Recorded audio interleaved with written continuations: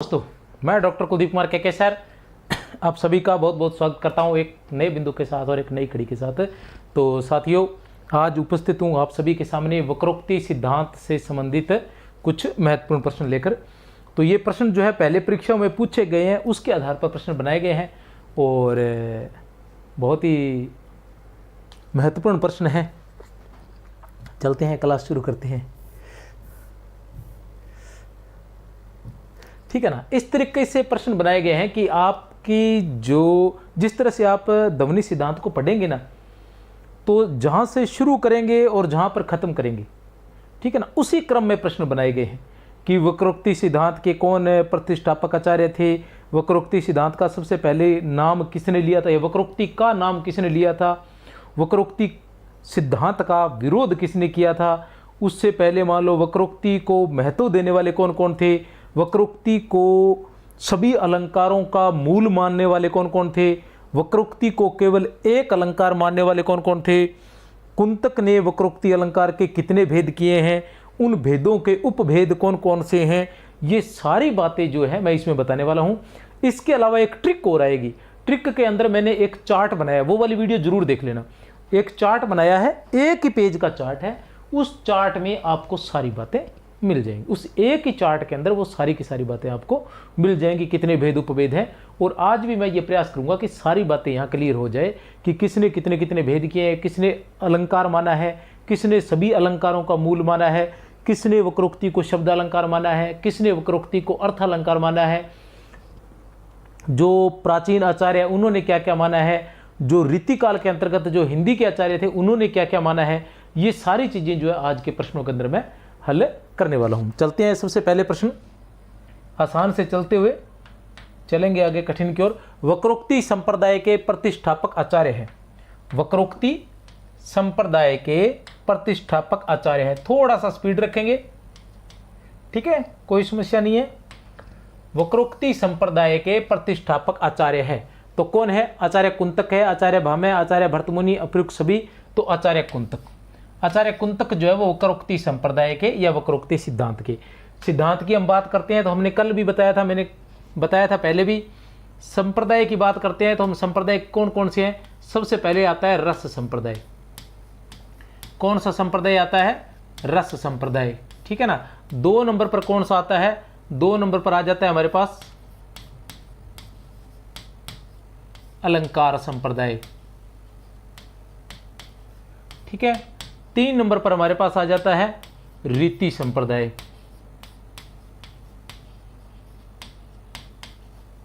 इनका क्रम पूछा जाता है। उसके बाद आ जाता है हमारे पास ध्वनि संप्रदाय, ठीक है। उसके बाद आ जाता है हमारे पास वक्रोक्ति संप्रदाय।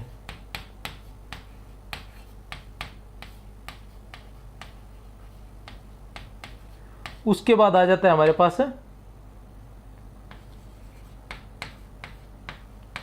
औचित्य संप्रदाय।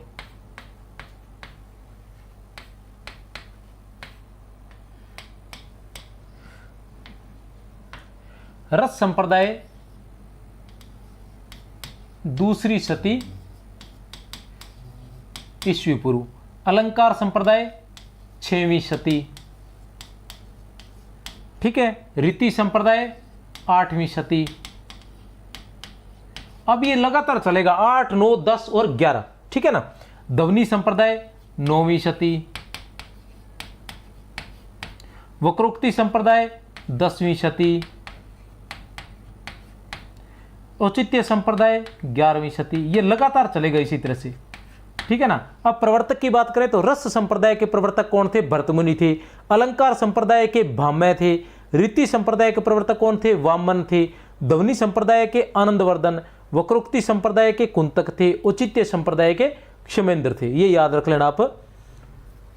रस संप्रदाय की जो मूल पुस्तक मानी जाती है भर्तमुनि की नाट्यशास्त्र, अलंकार संप्रदाय की भामह की काव्य अलंकार, रीति संप्रदाय की वामन की काव्य अलंकार सूत्र वृत्ति, रीति संप्रदाय के लिए वामन की काव्य अलंकार सूत्र वृत्ति, ध्वनि संप्रदाय के लिए ध्वन्यालोक, ठीक है ना, ध्वन्यालोक, वक्रोक्ति संप्रदाय के लिए वक्रोक्ति जीवितम, वामन की रचना है वक्रोक्ति जीवितम।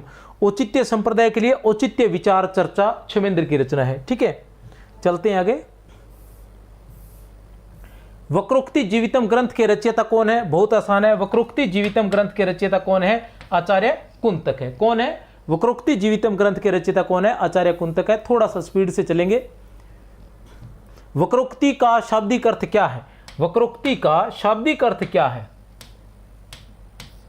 ठीक है ना, वक्रोक्ति का शाब्दिक अर्थ क्या है? वह उक्ति जिसमें वक्रता हो, वह उक्ति जिसमें टेढ़ापन हो, वह उक्ति जो असामान्य या विचित्र हो। वह उक्ति जिसमें वक्रता हो, वह उक्ति जिसमें टेढ़ापन हो, वह उक्ति जो असामान्य या विचित्र हो। उपयुक्त सभी, तो उत्तर रहेगा उपयुक्त सभी। ये सभी शाब्दिक अर्थ जो है वक्रोक्ति के माने जाते हैं। वक्रोक्ति को काव्य की आत्मा किस आचार्य ने माना है? वक्रोक्ति को काव्य की आत्मा किस आचार्य ने माना है? तो किसने माना है? उत्तर है द आचार्य कुंतक ने। किसने माना है? आचार्य कुंतक ने वक्रोक्ति को। रस को काव्य की आत्मा किसने माना है? भरत मुनि ने। अलंकार को काव्य की आत्मा किसने माना है? भाम्य ने। रीति को काव्य की आत्मा किसने माना है? वामन ने। औचित्य को काव्य की आत्मा किसने माना है? क्षेमेंद्र ने। ठीक है ना, और कौन सा बच गया? ये आ ही गया। वक्रोक्ति को काव्य की आत्मा किसने माना है? कुंतक ने। ध्वनि को काव्य की आत्मा किसने माना है? आनंदवर्धन ने। बस इतनी ये आत्मा मानने वाले, ज्यादा आत्मा मानते नहीं है। बाकी आत्मा परमात्मा में मिल गई भैया। गणपति चंद्र गुप्त के अनुसार किस आचार्य ने? गणपति चंद्र गुप्त के अनुसार, ठीक है ना, गणपति चंद्र गुप्त के अनुसार किस आचार्य ने वक्रोक्ति के अंतर्गत शब्द और अर्थ दोनों की वक्रता सम्मिलित की है? मतलब ये है, गणपति चंद्र गुप्त के अनुसार कहने का औचित्य मेरा ये है कि ये जो प्रश्न मैंने लिया है वो गणपति चंद्र गुप्त के भारतीय काव्य शास्त्र से लिया है। और उसमें क्या है कि ये पूछ गणपति चंद्र गुप्त की जो पुस्तक है उसमें लिखा हुआ है। क्या लिखा हुआ उसमें कि किस आचार्य ने वक्रोक्ति के अंतर्गत शब्द और अर्थ दोनों की वक्रता सम्मिलित की है? शब्द और अर्थ दोनों की वक्रता सम्मिलित की है। शब्द और अर्थ दोनों की वक्रता सम्मिलित की है तथा कहा है कि वक्रोक्ति ही इष्ट और वाणी शब्द की मूल अलंकार है। वक्रोक्ति ही इष्ट और वाणी की, वक्रोक्ति ही इष्ट और वाणी की मूल अलंकार है, या यूं कहिए कि अलंकार की मूल आधार है, या यूं कहिए कि अलंकार की मूल आधार, अर्थात अलंकार का मूल आधार वक्रोक्ति को किसने माना है? अलंकार का मूल आधार वक्रोक्ति को किसने माना है? तो वो माना है भाम्य ने। किसने माना है? भाम्य ने। वक्रोक्ति का सबसे पहले जो नाम है उसका प्रयोग कौन करते हैं? भाम्य ही करते हैं। और भाम्य ये कहते हैं कि वक्रोक्ति जो है वो सभी अलंकारों की मूल है। ठीक है ना, वक्रोक्ति का सबसे पहले प्रयोग किसने किया था? भाम्य ने किया था। और भाम्य ने कहा था कि वक्रोक्ति सभी अलंकारों की मूल है।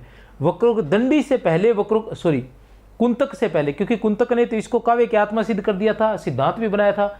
और कुंतक कौन सी सदी के थे? 10वीं सदी के। तो इससे पहले वक्रोक्ति को किसने महत्व दिया था? तो वो थे या तो भाम्य थे और या फिर दंडी थे। इन दो लोगों ने इसको महत्व दिया था। गणपति चंद्र गुप्त के अनुसार किस आचार्य ने वक्रोक्ति को अतिशोक्ति का पर्यायवाची माना है? गणपति चंद्र गुप्त के अनुसार किस आचार्य ने वक्रोक्ति को अतिशोक्ति का पर्यायवाची माना है तथा अतिशोक्ति को सब अलंकारों की जननी माना है? तो कौन है? भाम्य। ठीक है ना, वक्रोक्ति की बात आएगी तो सबसे पहले भाम्य का नाम आएगा। भाम्य ने क्या कहा? भाम्य ने यह कहा था कि वक्रोक्ति अतिशोक्ति का पर्यायवाची है। भाम्य ने कहा था कि वक्रोक्ति जो है वो अतिशोक्ति का पर्यायवाची है और अतिशोक्ति सब अलंकारों का जननी है। अतिशोक्ति जो है वो सब अलंकारों की जननी है और दोनों पर्यायवाची है, अर्थात वक्रोक्ति ही सब अलंकारों की जननी है। किस आचार्य ने वक्रोक्ति को संकीर्ण करते हुए इसे केवल शब्द अलंकार माना था? अब वो आचार्य कौन से थे जिसने इसे संकीर्ण कर दिया था, इसके अर्थ को संकीर्ण करते हुए? क्योंकि भाम्य ने क्या किया था? भाम्य ने क्या किया था? भाम्य ने इसको क्या कहा था कि सभी अलंकारों की, चाहे वो शब्दालंकार है चाहे वो अर्थालंकार है, सभी अलंकारों की जननी इसको माना था। लेकिन बीच में एक बंदा और आ गया, उसने कहा कि वक्रोक्ति जो है उसको संकीर्ण करते हुए, वक्रोक्ति के अर्थ को संकीर्ण करते हुए कहा कि यह केवल शब्दालंकार है, इसे केवल शब्दालंकार मात्र माना था। केवल, तो किसने माना था शब्दालंकार? किस आचार्य ने इसे केवल शब्दालंकार मात्र माना था? तो किसने माना था? आचार्य रुद्रट ने। किसने माना था? आचार्य रुद्रट ने इसे केवल शब्द अलंकार मात्र माना था। और वामन ने इसे क्या माना था? वामन ने इसे विशिष्ट अलंकार, केवल विशिष्ट अलंकार मतलब एक अलंकार मात्र माना था वामन ने इसे, ठीक है ना। और रुद्रट ने इसे शब्द अलंकार मात्र माना था। समझ गए ना। वामन के बाद रुद्रट ने ऐसा कहा इनके बारे में। कवि कर्म काव्यम उपयुक्त पंक्ति किस आचार्य की है? कवि कर्म काव्यम उपयुक्त पंक्ति किस आचार्य की है? बस ये पंक्ति याद रखनी है आपने। पूछी जा सकती है कि कवि कर्म काव्यम क्यों पूछी जा सकती है? क्योंकि ये कुंतक की है। उत्तर है स, आचार्य कुंतक की। और वक्रोक्ति सिद्धांत आपके स्पेशल लगा हुआ है, तो ये आपके ध्यान में होना चाहिए। शब्दार्थो सहितो वक्र व्यापार शालिनी बंदे व्यवस्थिते काव्यम तद्वि द्वाहलाद कारणी उपयुक्त पंक्ति किस आचार्य की है? तो किस आचार्य की है? आचार्य कुंतक की है। क्यों कुंतक की क्यों है? क्योंकि काव्य की परिभाषा है कुंतक की, क्या है? शब्दार्थो सहितो वक्र व्यापार शालिनी। और वक्र से क्या याद रहेगा? वक्र की बात करने वाले कौन थे? कुंतक थे। और कुंतक के ग्रंथ का नाम क्या था? वक्रोक्ति जीवितम।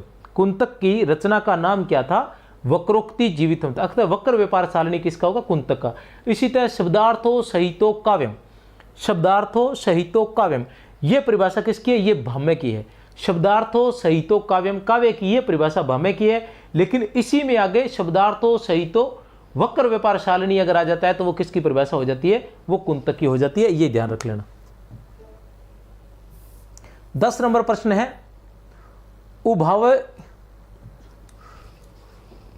उभावता वलंकार्या त्यो पुनरलंकृति वक्रोक्ति रेव वे दग्ध भंगी भणित रुच्यते उपयुक्त पद्यांश किस आचार्य का है?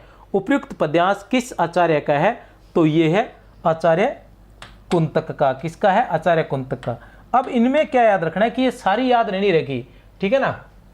अब देखो, उभावे ताव लंकार्यो, उभावे ताव लंकार्यो, सिर्फ इतना याद रख लेना कि ये किसकी है। वैसे मैंने जो ट्रिकें बनाई है उनके अंदर इन सभी की पंक्तियों के पहले पहले शब्द को लेते हुए मैंने वो ट्रिक करवाई है। वो वीडियो हो सकता है इससे पहले आए, इससे आगे आए, लेकिन वो देख लेना जाने से पहले एक बार, एक एक शब्द लेकर के किस किस ने वक्रोक्ति, क्योंकि वक्रोक्ति सिद्धांत अपने मूल रूप से लगा हुआ है हिंदी व्याख्याता में, तो थोड़ा सा उसको विस्तार से ही करवाया गया है।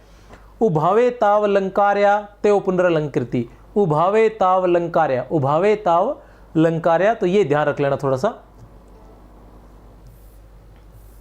मैंने कहा प्रिय जाओ मत बैठो, मैंने कहा प्रिय जाओ मत बैठो, वह बोली समझी कि जाओ मत बैठो, ठीक है ना। मैंने कहा प्रिय जाओ मत बैठो, वह बोली समझी कि प्रिय जाओ मत बैठो, ठीक है। तो उपयुक्त पंक्ति में वक्रोक्ति है, कौन सी वक्रोक्ति है? काकू वक्रोक्ति है, श्लेष वक्रोक्ति है, ए व दोनों है, उपयुक्त में से कोई नहीं। तो कौन सी वक्रोक्ति है? काकू वक्रोक्ति है, ठीक है ना। कौन सी वक्रोक्ति है? काकू। जो काकू होता है कथन, अर्थात जहां कहने से ही, कहने के ढंग से दूसरा अर्थ निकाल लिया जाता है, वहां काकू वक्रोक्ति होती है, कहने के ढंग से। और जहां अर्थ दूसरा समझ लिया जाता है, जहां अर्थ ही दूसरा समझ लिया जाता है, वहां श्लेष अलंकार होता है। लेकिन जहां कहने के ढंग मात्र से, शब्दों का नहीं है, जहां शब्द में ही दो अर्थ निकल जाए, आप कुछ और कह रहे हो, वो उसका शब्द का कोई और अर्थ निकाले, वो तो होता है श्लेष वक्रोक्ति।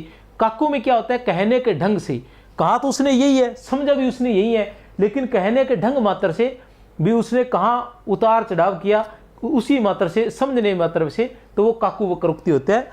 कि उसने कहा, मैंने कहा प्रिय जाओ मत बैठो, जाओ मत बैठो, और वो भोली समझी कि प्रिय जाओ मत बैठो। आजकल आदत है वैसे क्या का क्या निकाल लेते हैं लोग।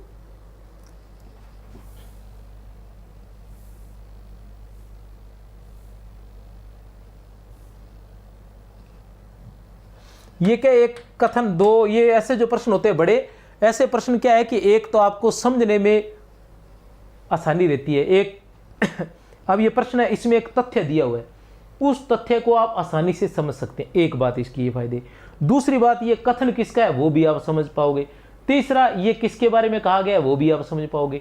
तो एक ही प्रश्न में 3-4 बातें। और सबसे महत्वपूर्ण बात है कि एक जो तथ्यात्मक जानकारी है वो छोटे छोटे प्रश्नों के माध्यम से नहीं दी जा सकती। कभी कभी ऐसा हो जाता है कोई कथन जो है किसी का, तो वो कथन पूरा ही देना पड़ेगा, उसको टुकड़ों में देंगे तो कहीं न कहीं गड़बड़ हो सकती है।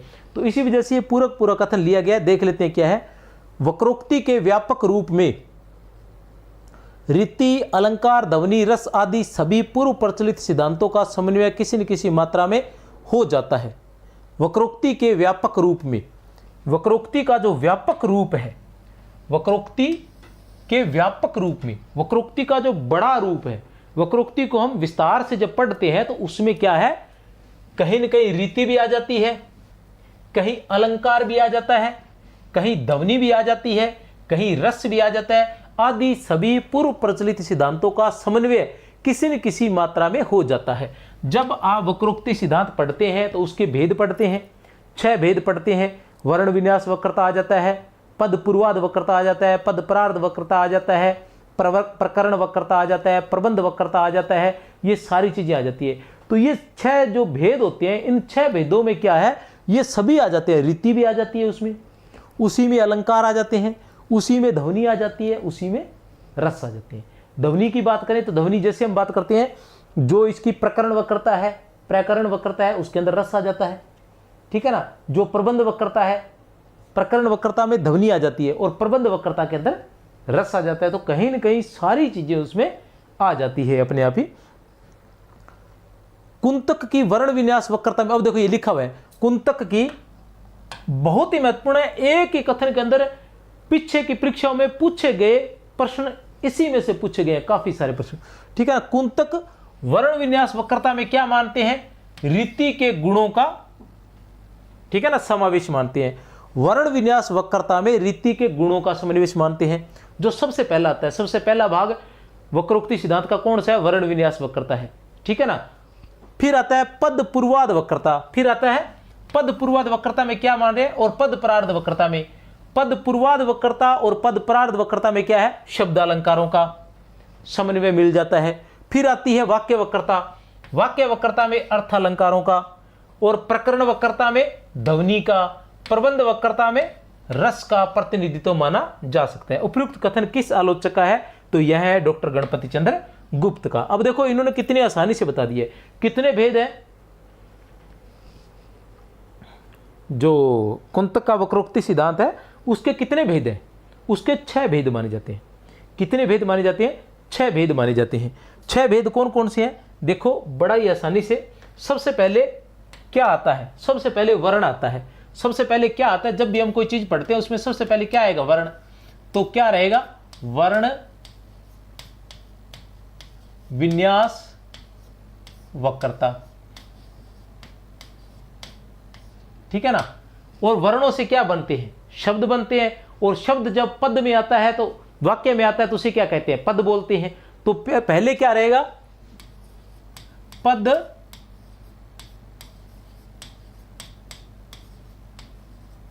पूर्वाद वक्रता, और 3 नंबर पर क्या रहेगा, पद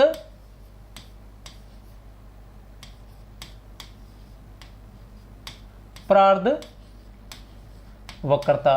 और पदों से, उन शब्दों से क्या बनता है, वाक्य। तो 4 नंबर पर क्या रहेगा, वाक्य वक्रता, या वाक्य विनाश वक्रता भी आ सकता है, वाक्य वक्रता। और वाक्यों से क्या बनते हैं, बड़े बड़े वाक्य बन के फिर क्या बन जाएगा, प्रकरण बन जाएगा, प्रकरण वक्रता। और प्रकरणों से क्या बन जाएगा, प्रबंध, तो प्रबंध वक्रता। छोटे छोटे प्रकरणों से मिलकर ही तो प्रबंध बनता है ना, प्रबंध का वे। ये देखो बड़ा आसान है। सबसे पहले वर्ण विन्यास वक्रता, क्योंकि सबसे पहले वर्ण आते हैं। वर्णों से क्या बनते हैं, पद, तो पद पूर्वाद वक्रता और पद परार्ध वक्रता। फिर आ जाता है वाक्य वक्रता, फिर प्रकरण वक्रता, वाक्य बनेंगे। पद के बाद क्या आता है, पदों से क्या बनता है, वाक्य है। वाक्यों से क्या बनता है, प्रकरण, और प्रकरण से क्या बनेगा, प्रबंध बड़ा, ठीक है ना। अब इनमें किन किन का समन्वय होता है, वर्ण विन्यास वक्रता की बात करें तो इसमें किसका समन्वय मिलता है,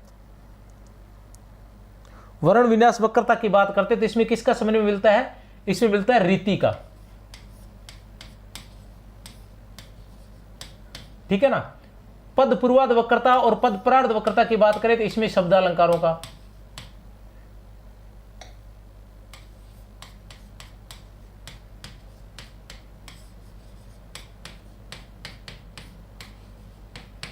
वाक्य वक्रता की बात करें तो इसमें अर्थ अलंकारों का,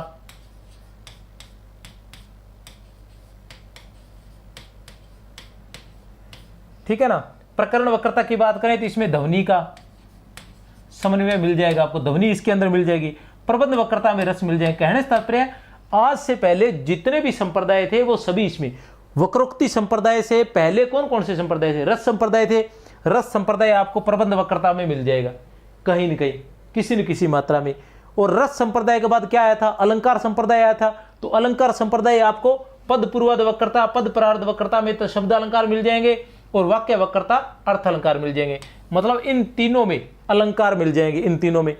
और अलंकार संप्रदाय के बाद क्या था? रीति संप्रदाय। तो रीति संप्रदाय वर्ण विन्यास वक्रता में मिल जाएगा, ठीक है ना। और रीति संप्रदाय के बाद क्या आया था? ध्वनि संप्रदाय। तो वो प्रकरण वक्रता में मिल जाएगा, ठीक है ना। तो ये सारे के सारे औचित्य संप्रदाय बाद में आया था। तो इस तरह से ये बड़ा आसानी से आप इस चीज को देख सकते हैं।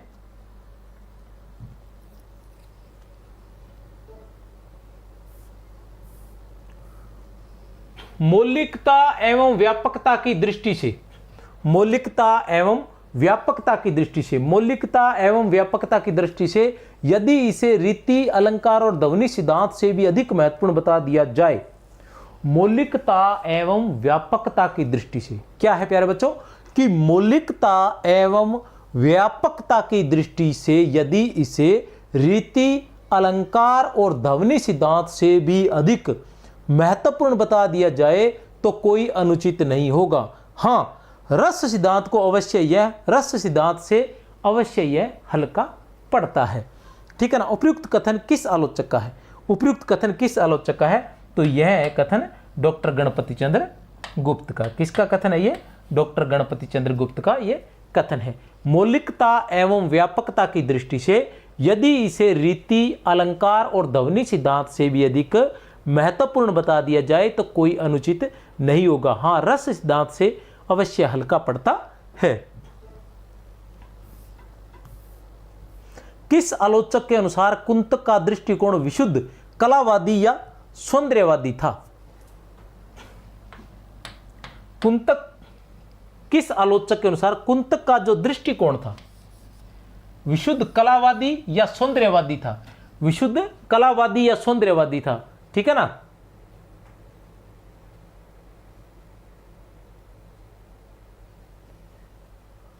किस आलोचक के अनुसार बताइए? किस आलोचक के अनुसार? तो डॉक्टर गणपति चंद्र गुप्त के अनुसार। किसके अनुसार? डॉक्टर गणपति चंद्र गुप्त के अनुसार जो कुंतक थे वो विशुद्ध कलावादी या सौंदर्यवादी थे। विशुद्ध कलावादी या सौंदर्यवादी थे। आचार्य कुंतक ने वक्रोक्ति के कितने भेद किए हैं? आचार्य कुंतक ने वक्रोक्ति के 6 भेद किए हैं। आचार्य कुंतक ने वक्रोक्ति के 6 भेद किए हैं। ये 6 भेद है: वर्ण विन्यास वक्रता, पद पूर्वाध वक्रता, पद परार्ध वक्रता, वाक्य वक्रता, प्रकरण वक्रता और प्रबंध वक्रता। ये 6 भेद किए हैं कुंतक ने। वक्रोक्ति का भेद नहीं है, वक्रोक्ति का भेद नहीं है। वर्ण विन्यास वक्रता है, पद पूर्वाध वक्रता है, पद परार्ध वक्रता है, शब्द परार्ध वक्रता भेद नहीं है। याद रख लेना शब्द।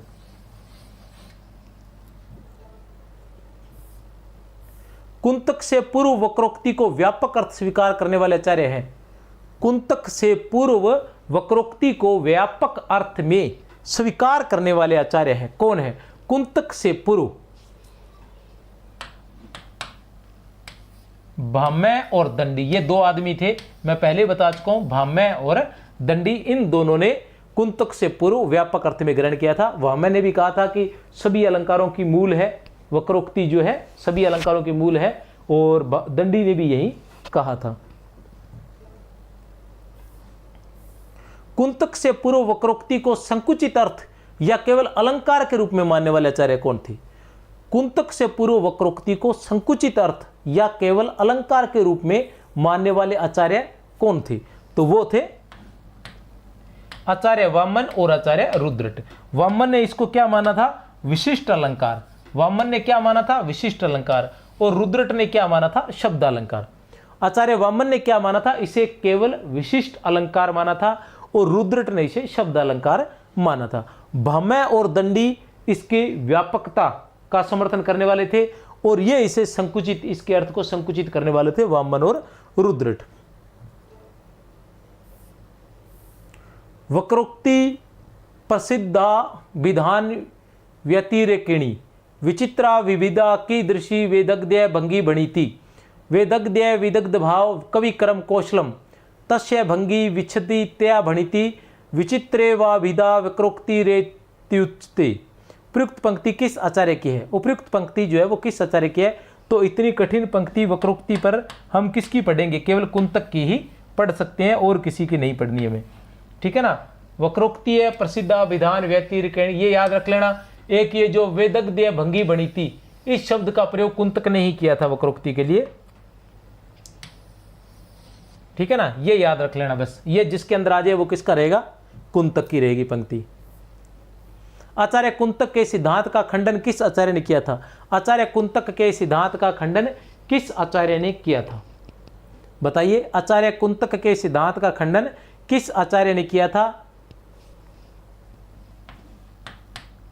महिम भट्ट ने। किसने किया था? महिम भट्ट ने, जिनकी रचना का नाम क्या है? व्यक्ति विवेक है। जिनकी रचना का नाम क्या है? व्यक्ति विवेक है। वैसे इनके अलावा एक बंदा और था जिसने इसका खंडन किया था, वो थे विश्वनाथ। वो कौन थे? विश्वनाथ। आचार्य कुंतक के सिद्धांत का खंडन किस आचार्य ने किया था? आचार्य महिम भट्ट ने और विश्वनाथ ने। महिम भट्ट की रचना का नाम क्या था? व्यक्ति विवेक। और विश्वनाथ की रचना का नाम क्या था? साहित्य दर्पण। किस आलोचक ने पाश्चात्य अभिव्यंजनावाद को भारतीय वक्रोक्ति सिद्धांत का ही विलायती उत्थान कहा है? नेट में काफी परीक्षाओं में बहुत बार पूछा जा चुका है। अगर इस बार पूछा गया तो आसान प्रश्न होगा, नहीं तो नहीं पूछा जाएगा। किस आलोचक ने पाश्चात्य अभिव्यंजनावाद को भारतीय वक्रोक्ति सिद्धांत का ही विलायती उत्थान कहा है? किसने कहा था? आचार्य रामचंद्र शुक्ल ने। किसने? आचार्य रामचंद्र शुक्ल ने पाश्चात्य अभिव्यंजनावाद को वक्रोक्ति सिद्धांत का ही विलायती उत्थान कहा है। किस आचार्य ने वक्रोक्ति को शब्दालंकार मानते हुए इसके दो भेद, काकु वक्रोक्ति तथा श्लेष वक्रोक्ति, किस आचार्य ने वक्रोक्ति को शब्दालंकार मानते हुए इसके दो भेद, काकु वक्रोक्ति तथा श्लेष वक्रोक्ति किए? किसने किए थे? बताइए। किस आचार्य ने वक्रोक्ति को शब्दालंकार मानते हुए इसके दो भेद, काकु वक्रोक्ति और श्लेष वक्रोक्ति किए थे? आचार्य रुद्रट ने।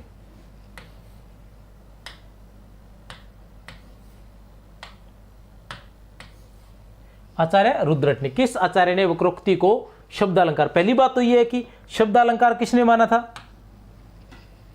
वक्रोक्ति को शब्दालंकार किसने माना था? रुद्रट ने माना था। और विशिष्ट अलंकार किसने माना था? विशिष्टालंकार किसने माना था? विशिष्टालंकार वामन ने माना था, ठीक है ना। अब शब्दालंकार माना था और इसके दो भेद किए थे। कौन से भेद किए थे? एक किया था काकु वक्रोक्ति और एक किया था श्लेष वक्रोक्ति।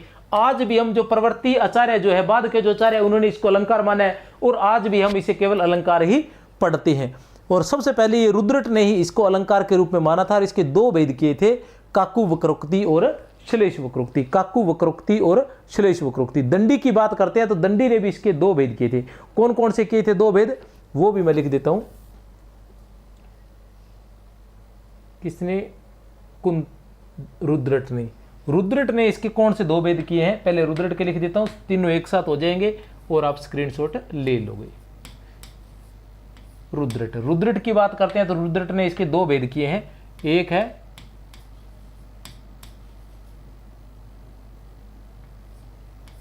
काकु वक्रोक्ति और दूसरा है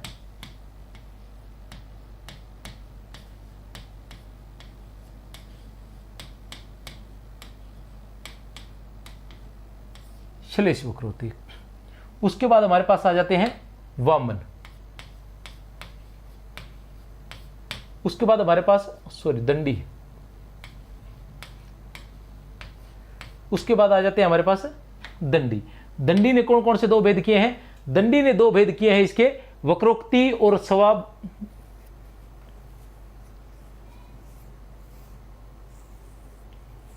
स्वभावोक्ति, वक्रोक्ति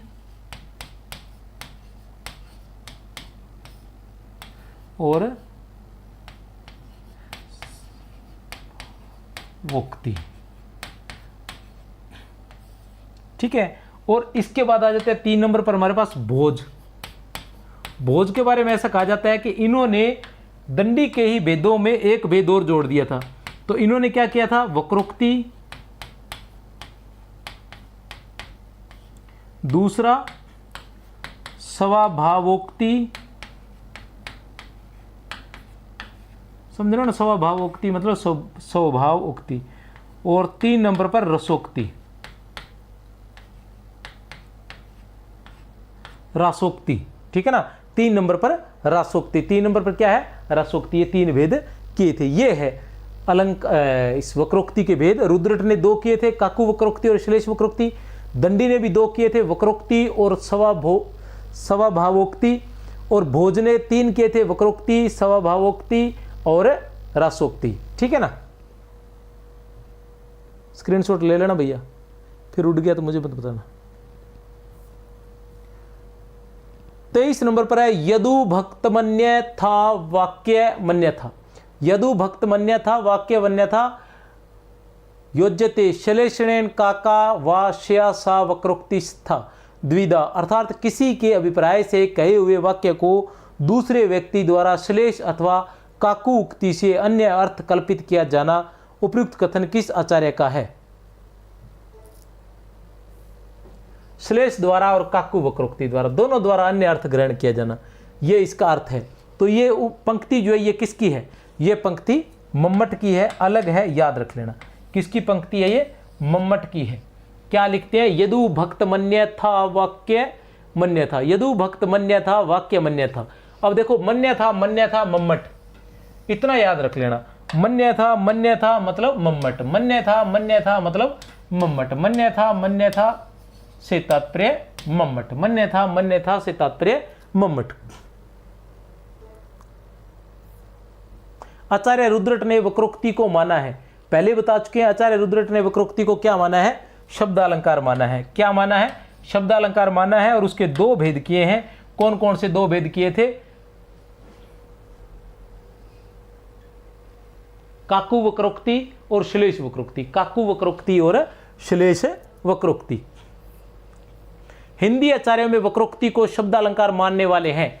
हिंदी आचार्यों में वक्रोक्ति को शब्दालंकार मानने वाले हैं। हिंदी आचार्यों में वक्रोक्ति को शब्दालंकार मानने वाले उपयुक्त सभी कौन है, उपयुक्त सभी आचार्य चिंतामणि, कुलपति मिश्र और भिखारी दास। हिंदी आचार्यों में वक्रोक्ति को शब्दालंकार मानने वाले। वैसे शब्दालंकार मानने वाले उधर कौन से थे, उधर हमारे पास रुद्रट थे। रुद्रट ने इसे शब्दालंकार माना था। और चिंतामणि जो रीतिकाल वाले हैं उन्होंने चिंतामणि, कुलपति मिश्र और भिखारी दास ने, चिंतामणि, कुलपति मिश्र और भिखारी दास ने इसे शब्दालंकार माना है। किस आचार्य ने वक्रोक्ति को अर्थालंकार माना है, किस आचार्य ने वक्रोक्ति को अर्थालंकार माना है, इनमें से बताइए किस आचार्य ने वक्रोक्ति को अर्थालंकार माना है।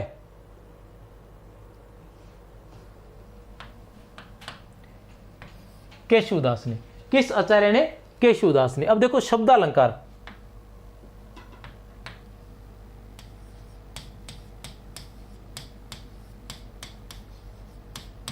शब्दालंकार किसने माना है, सबसे पहले हम नाम ले लेते हैं रुद्रट का। हो सकता है एक आधा छूट भी सकता है, लेकिन अपनी तरफ से कोशिश करेंगे। चिंतामणि,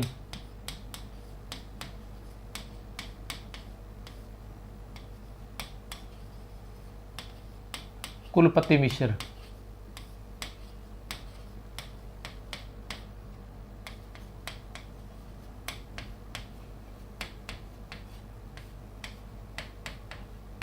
भिखारी दास। ठीक है ना, रुद्रट सबसे पहले शब्दालंकार माना है, फिर चिंतामणि, फिर कुलपति मिश्र और भिखारी दास। इन्होंने क्या माना था, इन्होंने माना था शब्दालंकार। अब बात आ गई है वक्रोक्ति को अर्थालंकार। तो अर्थालंकार किसने माना है,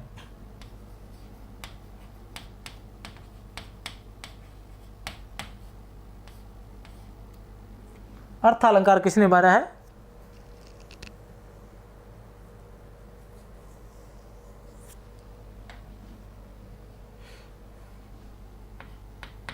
एक तो सीधे सीधे कौन आ गए, केशवदास। एक सीधे सीधे कौन आ गए, केशवदास। दूसरे कौन है, जसवंत सिंह। कौन है दूसरे, जसवंत सिंह। तीसरे कौन है, भूषण। चौथे कौन है, मतीराम। ये देख लेना, याद रख लेना।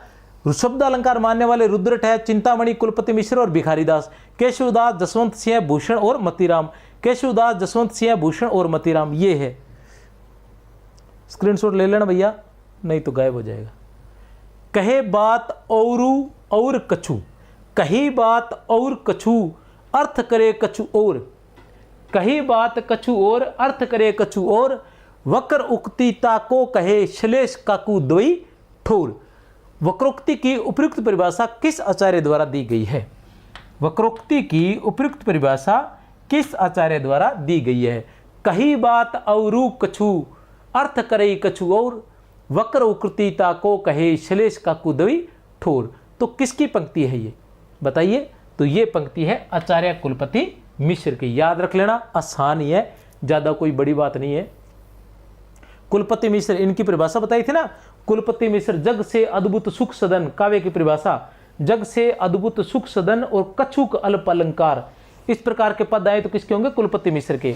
जग से अद्भुत सुख सदन, काव्य की परिभाषा में बताया था ना। कुलपति मिश्र की जो परिभाषा है कि जग से अद्भुत सुख सदन किसका होगा, और उसमें कछुक अल्प अलंकार। ये दो पंक्तियां थी, अलग अलग दो परिभाषाएं थी, किसकी? कुलपति मिश्र की।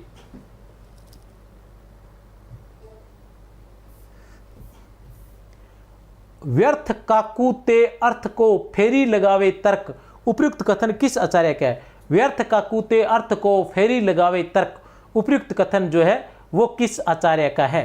तो भिखारीदास का। याद रख लेना भैया, व्यर्थ काकू ते अर्थ को फेरी लगावे तर्क, ठीक है ना? किसका है? भिखारीदास का। किसका है? भिखारीदास का। कुंतक की वर्ण विन्यास वक्रता में किसका प्रतिनिधित्व माना जाता है? कुंतक की वर्ण विन्यास वक्रता में, तो आसान है। वर्ण विन्यास वक्रता कौन सा अंग है? पहला, वक्रोक्ति का पहला अंग है वर्ण विन्यास वक्रता। तो इसमें किसका था, किसका प्रतिनिधित्व माना जाता है? रीति के गुणों का, रीति के गुणों का।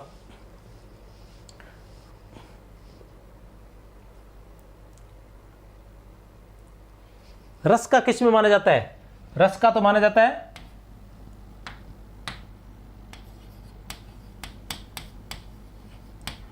प्रबंध वक्रता में, प्रबंध वक्रता में रस का। और शब्दालंकारों की बात करें तो तीनों शब्दालंकार आ जाते हैं। पद पूर्वाद, पद परार्ध, ठीक है ना, इन दोनों में शब्दालंकार। और वाक्य वक्रता में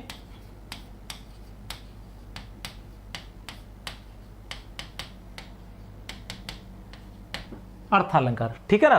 पद पूर्वाद वक्रता और पद परार्ध वक्रता में शब्दालंकार, और वाक्य वक्रता में अर्थालंकार, और प्रबंध वक्रता में रस का समन्वय माना जाता है। कुंतक की पद पूर्वाद वक्रता और पद परार्ध वक्रता में किसका प्रतिनिधित्व माना जाता है? बता चुका हूं पहले ही, शब्दालंकार का। किसका? शब्दालंकार का। कुंतक की वाक्य वक्रता में किसका प्रतिनिधित्व माना जाता है? कुंतक की वाक्य वक्रता में किसका प्रतिनिधित्व माना जाता है? तो वाक्य वक्रता में अर्थालंकार का।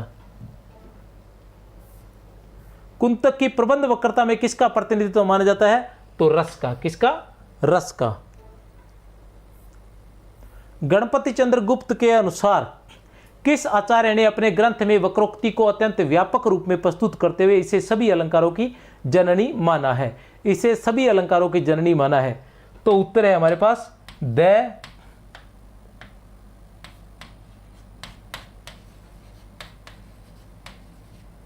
भाम। गणपति चंद्र गुप्त के अनुसार किस आचार्य ने अपने ग्रंथ में वक्रोक्ति को अत्यंत व्यापक रूप में प्रस्तुत करते हुए इसे सभी अलंकारों की जननी माना है? तो उत्तर है हमारे पास भाम है। तो ये थे वक्रोक्ति संप्रदाय से संबंधित कुछ प्रश्न। और इससे संबंधित मैं सार रूप में वक्रोक्ति की भी वीडियो अपने पढ़ी है। 2 वीडियो मिलेगी आपको। एक सिर्फ ट्रिक टाइप होगी जिसमें एक शब्द इस प्रकार की, वो भी आप देख लेना, और एक थोड़ा सा सार रूप में होगी, वो भी देख लेना। 3 वीडियो है, ज़्यादा बड़ी नहीं है। एक तो ये अपने एज ए प्रश्नोत्तर की है, एक बिल्कुल छोटी सी ट्रिक टाइप रहेगी, और एक जो है सार रूप में रहेगी। तो तीनों वीडियो जरूर देखें। आसान शब्दों के अंदर वक्रोक्ति को समझाने का प्रयास किया गया है। मेरी तरफ से आप सभी को बहुत बहुत शुभकामनाएं।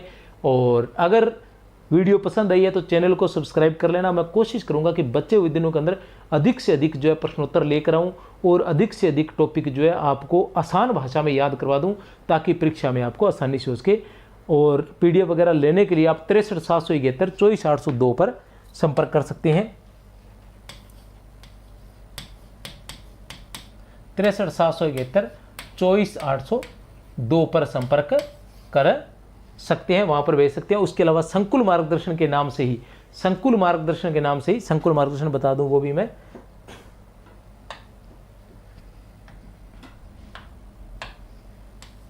SUNKUL,